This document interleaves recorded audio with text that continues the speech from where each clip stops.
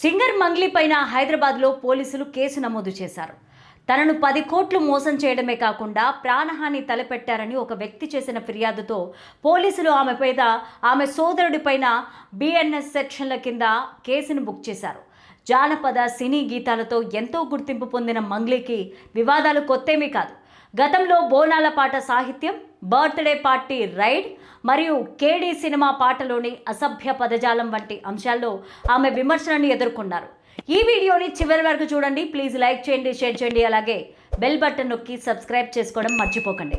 లలిత clinics ఇప్పుడు హైదరాబాద్ లో హనుమకొండ జిల్లాలో లక్షలాది మంది ప్రాణాలు కాపాడిన డాక్టర్ రాజేశ్వర ప్రసాద్ ఇప్పుడు మన కోసం అల్కాపూర్ టౌన్షిప్ మణికొండలో. అపాయింట్మెంట్ కోసం ఈ కింది నెంబర్లకి కాల్ చేయండి. ఇక స్టోరీలోకి వెళ్తే, జానపద గీతాలతో పల్లెమట్ట పరిమళాన్ని ప్రపంచవ్యాప్తంగా చాటిన ప్రముఖ గాయని మంగ్లీ చుట్టూ ఇప్పుడు వివాదాలు ముసురుకుంటున్నాయి.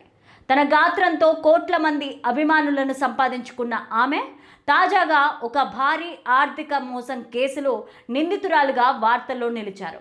అనంతపురం జిల్లాలోని ఒక బంజారా కుటుంబంలో జన్మించిన సత్యవతి రాథోడ్ మంగ్లీ అనే పేరుతో గుర్తింపు పొందారు. టీవీ ఛానల్స్లో జానపద కళాకారిణిగా ప్రస్థానం మొదలుపెట్టిన ఆమె బతుకమ్మ, బోనాల పాటలతో తెలంగాణ ఇంటి ఆడపడుచుగా మారారు.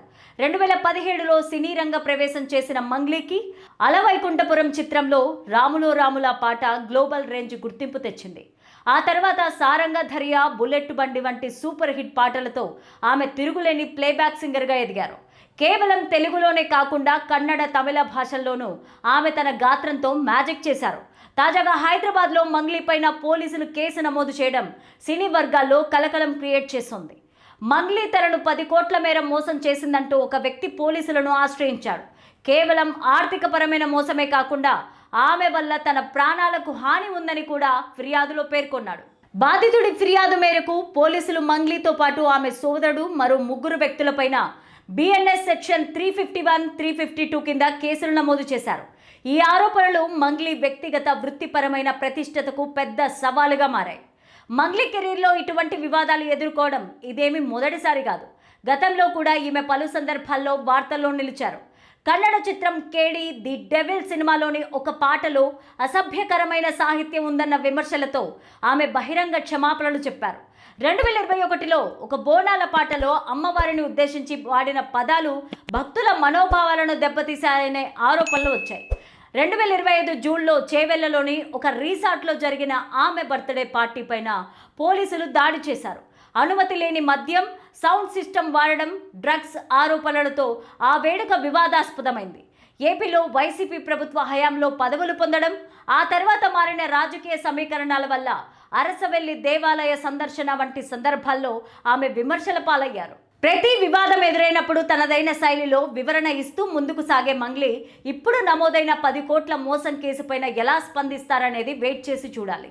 తెలుగు రాష్ట్రాల్లో ఫోక్ సాంగ్స్తో విశేష గుర్తింపు తెచ్చుకున్న ప్రముఖ గాయని మంగ్లీ ఇప్పుడు వివాదంలో చిక్కుకుంటున్నారు.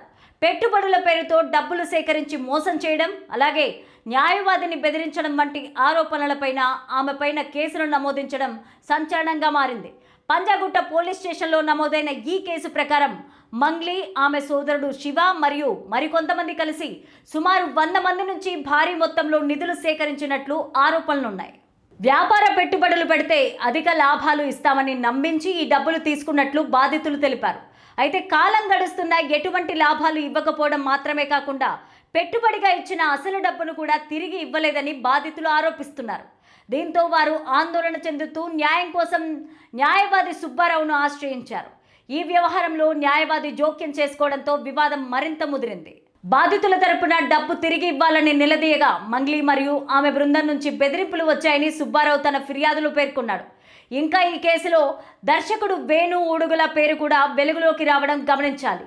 మంగ్లీ, శివ, వేణు ఊడుగుల కలిసి ఫోన్ ద్వారా తీవ్రంగా బెదిరించారని, తనను యాక్సిడెంట్ చేయించి చంపేస్తామని హెచ్చరించారని న్యాయవాది ఆరోపించారు. ఈ నేపథ్యంలో తనకు ప్రాణహాని ఉందని పేర్కొంటూ పోలీసుల వద్ద రక్షణ కోరారు.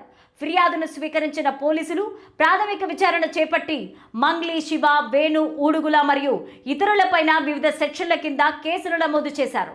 ఈ కేసును పోలీసులు సీరియస్ గా తీసుకొని దర్యాప్తును ప్రారంభించారు. వరుస హిట్ పాటలతో కెరీర్ దూసుకుపోతున్న మంగ్లీ పైన ఈ తరహా ఆరోపణలు రావడం సినీ సంగీత రంగాల్లో చర్చనీయాంశంగా మారింది.